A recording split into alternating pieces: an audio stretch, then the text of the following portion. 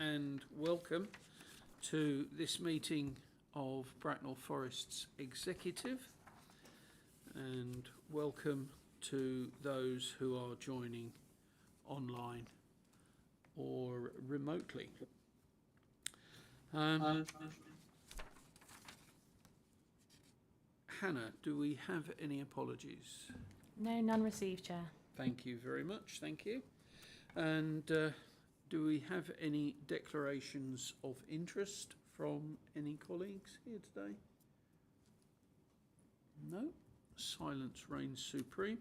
I will just remind colleagues that should any debate take an unexpected turn and they feel that they would like to record a disclosable interest at any point in the meeting, then I'm only too happy to have any such interest declared during the meeting.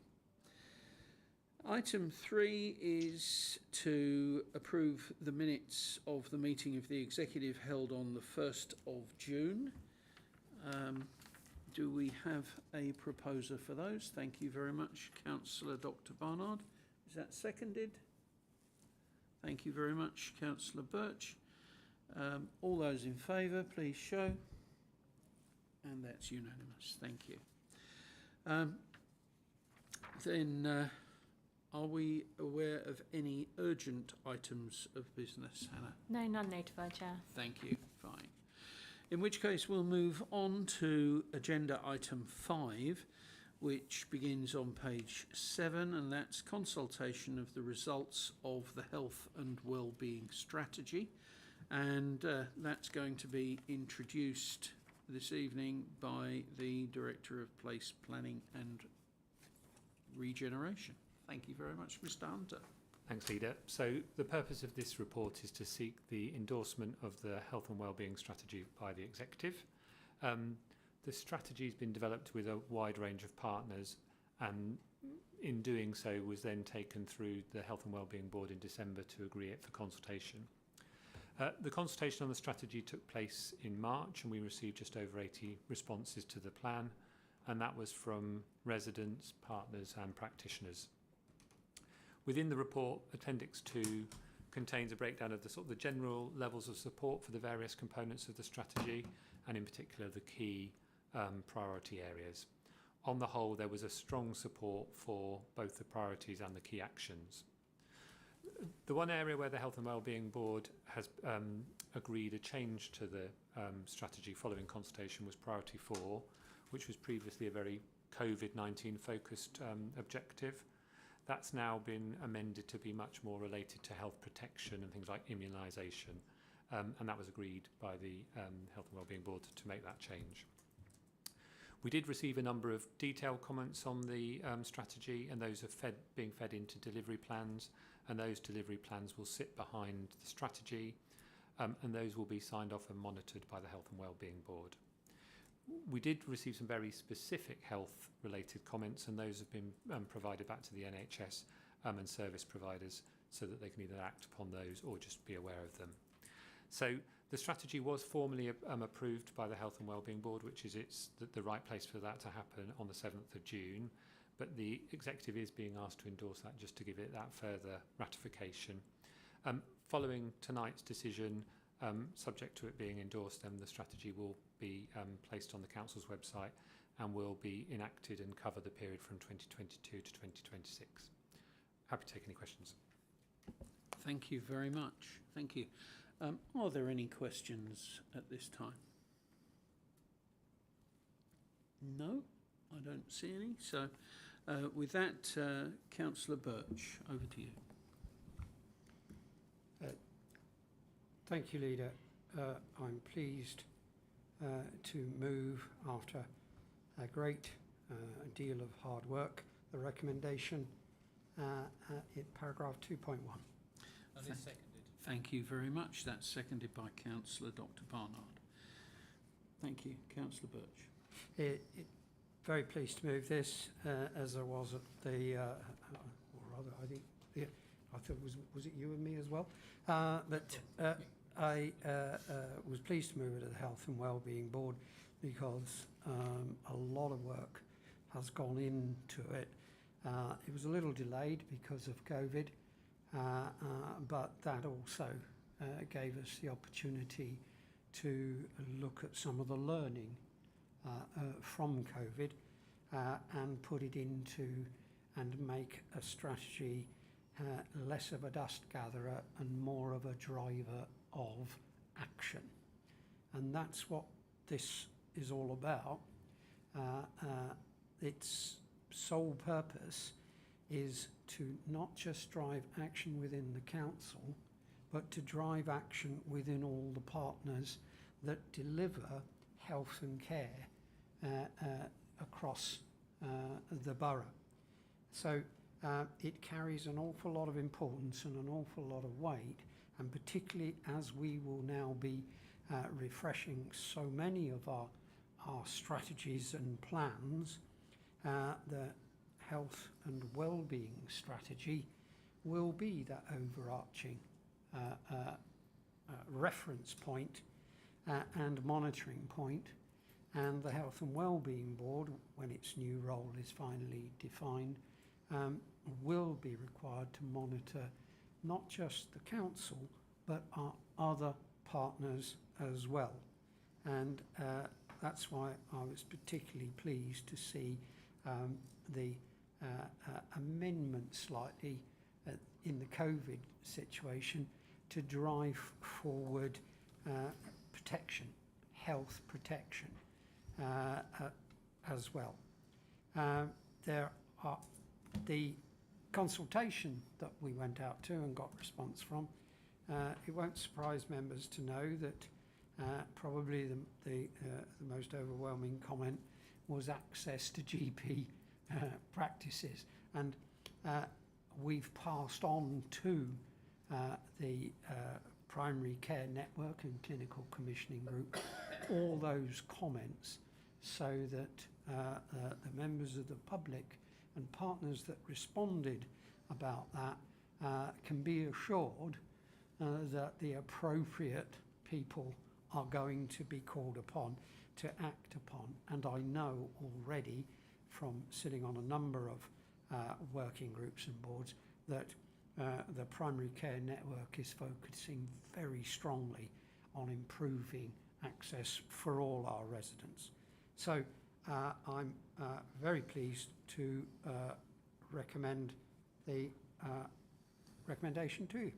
Thank you very much, Councillor Birch. Would the seconder like to speak? Yeah, thank you very much, Chair. So, endorsing everything that Councillor Birch said, I think for this strategy to come alive and work, it's exactly as he said. It's for every part of the system, be it the council or elsewhere, to understand it's about delivery. You know, I think barely a day goes by, and in fact, this home council has released a press release, you know, indicating the acute pressures faced by A&E and things like that. So, it's absolutely incumbent upon everyone to recognise that, you know, there's early touch points of contact, be it to GP surgeries, pharmacy and things like that, are really, really important for other services. And if they don't happen, then we see escalations of the issues. And buried in this strategy, and actually clearly identified actually in many ways in the priorities, is all about that, you know, promoting good positive health, be it physical health or mental health, as a way to actually reduce your reliance on services. But I know when talking to residents, and I think Councillor Birch you've alluded to, it is access to GPs, it's open access to advice and guidance, help and support. Because even the most persistent of people will give up if they don't get a response. What I was pleased about at the Health and Wellbeing Board and through all the interactions during this process has been the openness and willingness to listen. Well, I now hope that can be translated to consistently good and effective delivery, be it mental health interventions, be it assessments, or be it that first line of GP access. Because I think the concern we all have is that if it's too difficult to contact health professionals, people walk away, you know, because thinking that things won't escalate. But we all know, unfortunately, if that happens, the next presentation can often be more acute. So I think it's well thought through. I think it's cross-partners. I think the consultation was helpful. As Councillor Birch has said, the comments received from the public were helpful in this as well. And I just hope that everyone going forward is committed to this to make the best use of public funding resources that puts towards supporting health and well-being in Bratton Forest. Thank you very much. Thank you. Does anyone else wish to contribute? No? Councillor Birch, would you care to sum up? Just briefly, that I'm pleased to say it's a health strategy, so it's about staying healthy. It's not an ill health strategy. This is about encouraging people to take charge of their own health and to know that what and where to go, what agency and where to go if they are feeling unwell or something has occurred. Because if there's one thing I can assure everyone, the health service is not going back to the way it was before COVID, and the way it will be delivering services to everyone will change. And if we can embrace that change positively and work with that system, it will return to the responsive way that we used to know, but perhaps not with the GP we used to know. Can I, in just finally finishing up, recognise my former Deputy Chair of the Health and Wellbeing, Fiona Slevin-Brown, who left the Frimley CCG today and has gone to take up her new role in Wiltshire. And I'd just like to wish her all the very best. Thank you very much. Thank you. And all those in favour, please show. Thank you. That is unanimous. And we move on to agenda item 6, which is begins on page 95. That's Greening Waste Collection Progress Update, and that's to be introduced by Kevin Gibbs.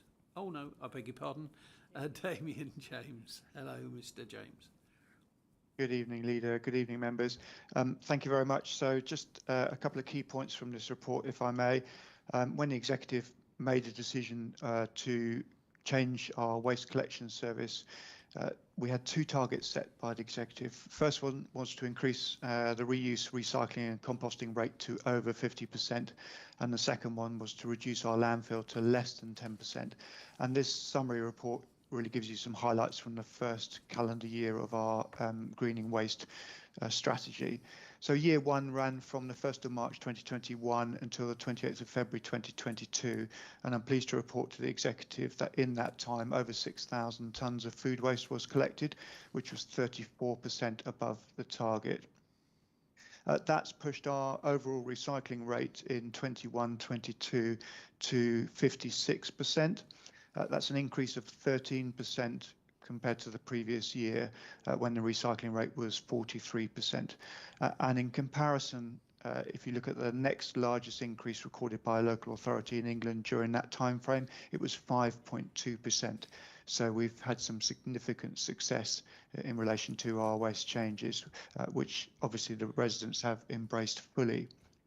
So our 56% recycling rate could see the council move 100 places or more up the recycling league table for English local authorities for 2021. So going back a year, we were 150th out of 338, and 56% of recycling should push us up into at least the top 40 of that league table. And when you look at the table including all local authorities, but when compared to just unitary authorities, Bratton Forest could move into the top 10 for recycling, which is a really significant achievement. In relation to landfill, we've cut our landfill significantly as a result of the changes made, and we're expecting landfill numbers for 21-22 to be 7%, and that's dropped from 16% the year before and 17% the year before that. So again, some significant improvements in relation to landfill. And the reduction in waste going to landfill is really largely down to the changes that have been made at the curbside collection, and there's been a 25% reduction in waste being put out as refuse in 21-22. We have a really high participation rate for food waste in the borough of around about 90% of our households. And when you compare that to other authorities' schemes, they run around 70%. So again, a really strong participation rate, which has driven up our recycling rates. That also has a positive impact in relation to our CO2 emissions.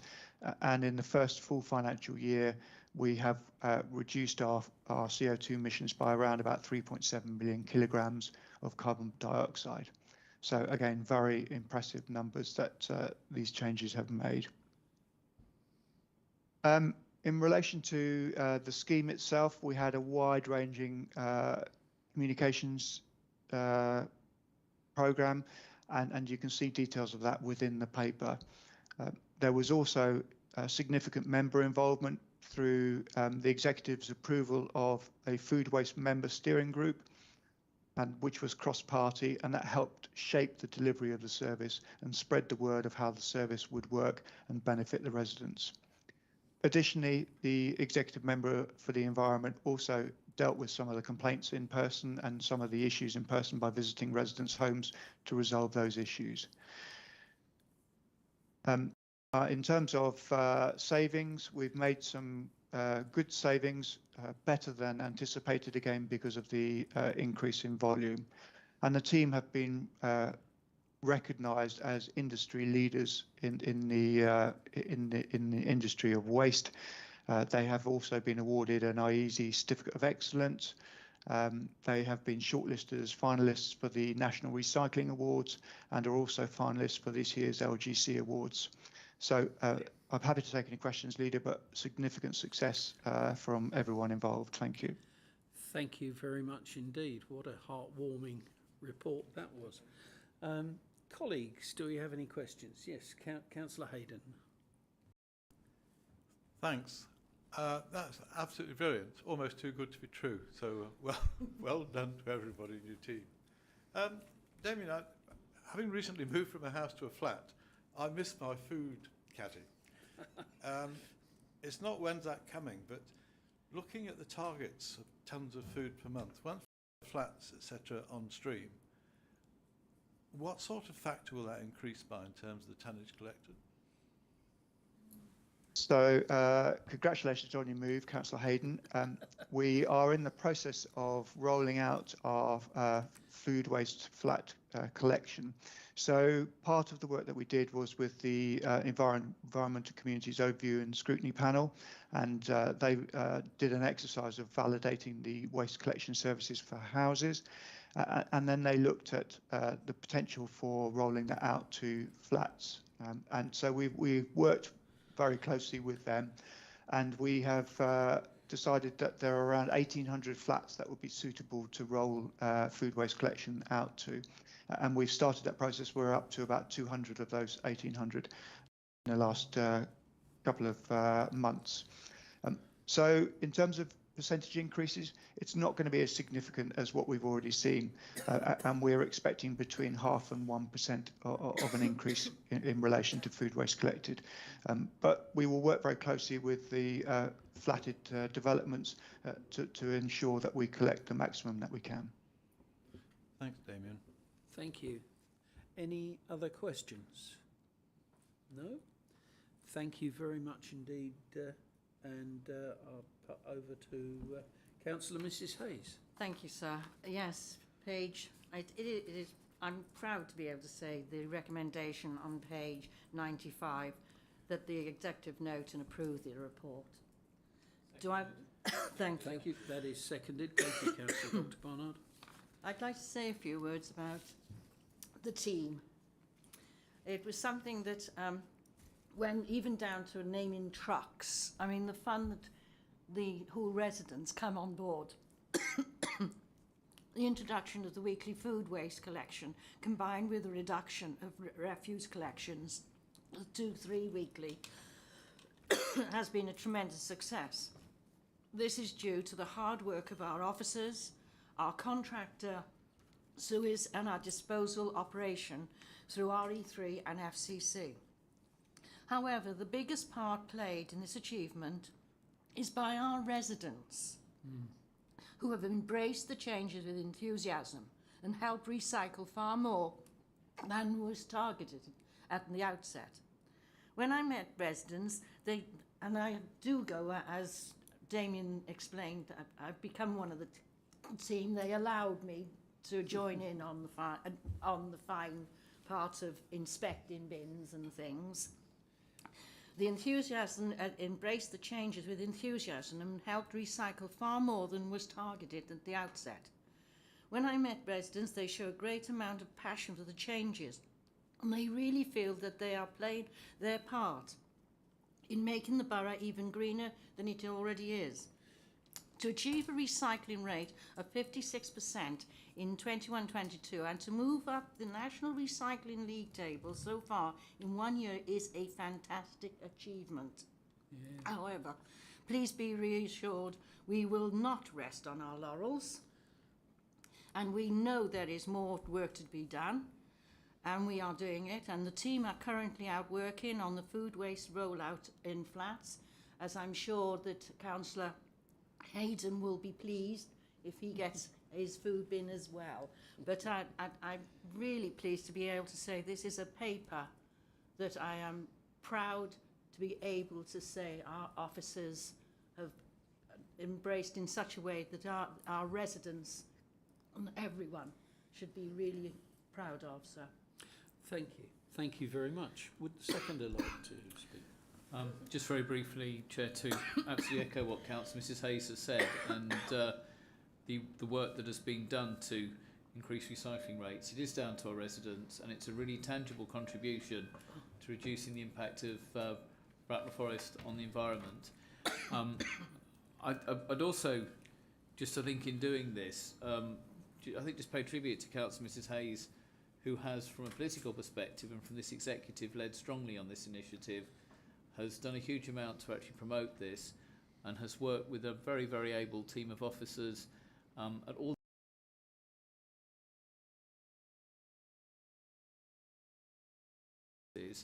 that this isn't just a small change, you know, one of those step change. This is, I think, it's a wholesale change in how people do things, and I think, you know, it goes further than that, doesn't it? Because as we'll talk about in a little while as well, you know, looking at climate change, looking at the impact of climate change, and recognising from a very young age what can be done is important. And Damien, you're on the call today. I'm pleased on our behalf thank all your colleagues as well who supported this initiative, because moving from a number of years ago emptying the general rubbish bin once a week to once every 2 weeks to once every 3 weeks, and a number of the residents that I talked to as well saying actually their green bin is seldom full after 3 weeks now, I think is a really important change. And just going further than that, the work the scrutiny's done and others have done in terms of looking at how we extend this to flats, how we make it work for flats and apartments across the borough is also important. But it's a real, tangible, positive, deliverable thing that this council has made and led on to deliver combating climate change, increasing recycling, reducing the impact on the environment, but as well importantly, reducing the amount we spend on landfill tax, which actually means there's more money and resources available to plough into those other things that we'd like to do, including supporting the environment. Thank you. Thank you, Dr. Bernard. Councillor Birch. Thank you, Leader. Of course, one is very keen to support all the activity and echo the comments of the two previous speakers, because this is good news for everyone. And that's not often you get situations that where the news is of such magnitude and good. But can I ask the mover to let me know how we are going to tell everyone they are good? How are we going to let our residents know that they are in one of the top recycling locations in the country? I'd really like to hear that. Thank you. Thank you very much. I would add to that, well, a lot of them like seeing my face in the town and country to begin with the trucks. And then you must go on the web and see all the other good things that we put on there. But believe me, we get that message out there, sir. Thank you. How are we going to do that? Councillor Turrell. Thanks, Leader. Yes, this is good news indeed, and it's another occasion. The first was in 2006, the second in 2020, with the council taking a difficult decision. We introduced the alternative bins under Councillor Mrs Hayes, and again the food waste. And these are challenging decisions at the times, but the team stuck with it, and these are the results we have. I do think the additional benefit of getting residents used to food waste, and the important part that residents have played, is the cutting down of waste. And I think with the experience of inflation before us, which awakens memories for those beyond a certain age, but is a new and rather frightening experience for those for the younger sections of our residents. If this helps in terms of people being able to gauge more what food they actually eat and thereby save on what they buy, then I think that is a help. That's an important help in this. But certainly the change in our position in the table is very heartening to see. It is a tribute to a lot of hard work and buy-in from residents as well. Thank you. Thank you. Any further contributions? Yes, Councillor Hayden. Apart from adding congratulations, particularly to Dot, Damien and all the staff involved, what really struck me was really good about this is it contained quite a lot of humour, which in our municipal world isn't really an everyday occurrence. And I would really like to applaud everybody for bringing a bit of fun and smiles into the equation, especially as waste is fun. Here, here. Well done, Dot. Thank you. Councillor Mrs Hayes, would you like to sum up to all of that? Only so that I appreciate what everyone said. That we have a great team, but we have fantastic residents. And at the end of the day, that's what counts. We will all work together. Thank you. Thank you very much. And would all those in favour please show? Thank you. Unsurprisingly, So the that challenge, was... Andrew, is to now get humour into planning documents. I do want Thank to you. know how we're going to tell everybody. We will be working on that. Thank you. Agenda item 7 is the annual report on the climate change strategy. Climate change strategy, that begins on page 117, and that is once again to be introduced by Mr. James, Damien James. Thank you, Leader. So again, this is a very positive story that you have in front of you. This report is on its way to full council in July, and it covers the last 12 months worth of climate change activity since the publication of the climate change strategy in 2021, and provides a good summary in relation to the council's progress toward net zero by 2050. Sitting alongside the strategy is an action plan. And at the end of Q4 21-22, there were 46 different projects referred to within that action plan.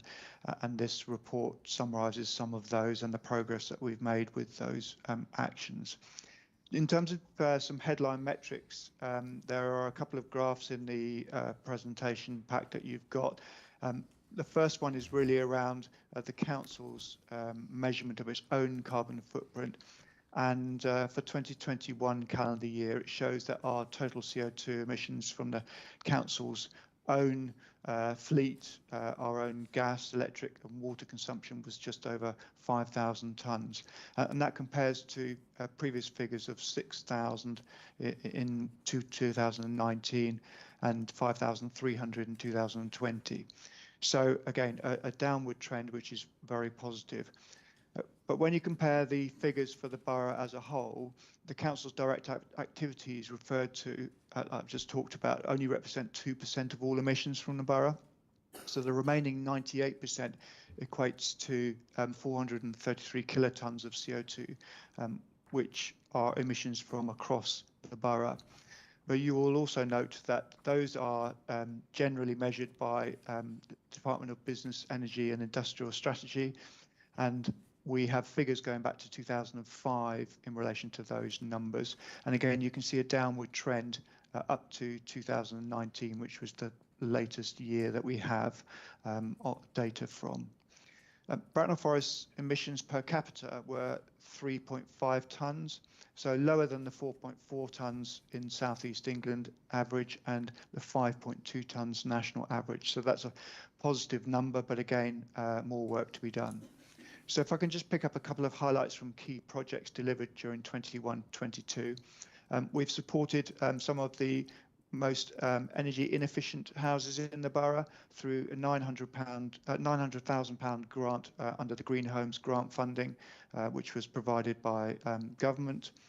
We have secured some additional funding through the public sector decarbonisation scheme for supporting one particular school, but also all of our schools in relation to works to increase their heat conservation and reduce their energy usage. We've increased our habitats of principal importance across the borough, and the figures are in the report. And as I previously referred to, we've introduced curbside food waste recycling. We have also had the Highways and Transport Service receive a grant, which has helped expand cycling routes in Crowthorne and Sandhurst. And you'll all be aware, members of the executive, that all decision-making reports now contain climate change impacts as part of the template. It's also worth noting that we've applied for a number of other grants, but have been ultimately unsuccessful with those grants. But we continue to apply for relevant grants where possible. So just a couple of things moving forward. We've got the commercial centre, which is currently being redeveloped.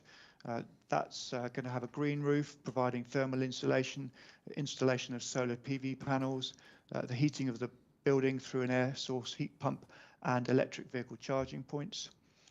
We've secured £100,000 worth of funding to roll out the 32 residential charging points across the borough. We've got significant amounts of public health funding, which will count towards several projects that contribute towards managing and mitigating climate change. And additional funding has been awarded to us from the government around to support our anti-idling project work, which will help reduce levels of air quality within the borough. This is all supported through a detailed comms plan, and we've produced over 110 climate change related stories to the public in the last financial year. In relation to wider engagement, we've recently hosted a schools conference, which was managed through the People Department, very successfully attended by a number of secondary schools in the borough, and we'll be seeing further work come out of that as we engage further with schools this financial year. We've also undertaken a Bracknell Forest Council business survey within the last year with over 500 businesses to understand their impact and plans in relation to climate change. And again, we'll be engaging further with those businesses throughout 22, 23 and beyond. That's the brief that I wanted to cover, members and leader, but happy to take any questions if there are any. Thank you very much indeed. Thank you. Colleagues, are there any questions? No? Councillor Hayden. Thanks, Damien, and thanks again, Dot and Kevin. One of my continuing frustrations on this is that the strategy is really well put together. It lists everything we're doing. It lists the forward plan. Yet we don't seem to be getting people to, enough people to read it, because certainly from the wards, it seems, why is it we should be, people should be picking up a much stronger success story, because it is a success story.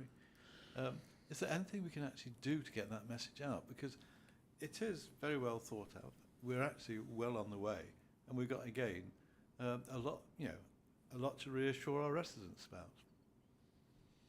So yes, I mean, there's lots that we can do and lots that we are doing. As I mentioned, there are over 100 communication stories going out. We're working very closely with the comms team to make sure that we maximise that publicity. We've got lots of good news to talk about.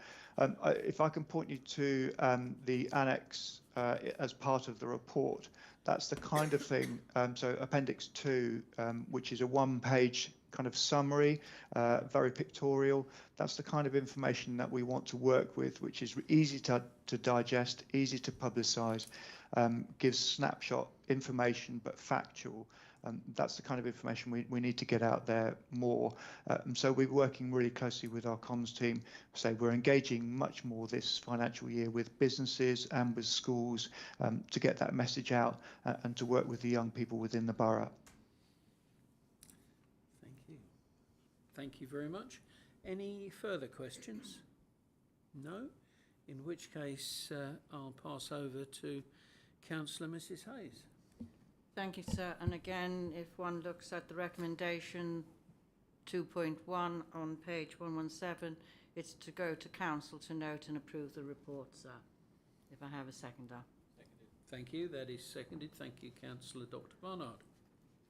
And if I can then say a few little words about this report summarises the last 12 months of work on climate change, and there is much to celebrate. Let's not forget, though, that Bracknell Forest Borough Council has had a long history of tackling this issue. In fact, as far back as 2007, the council were taking action against climate change through the Nottingham Declaration.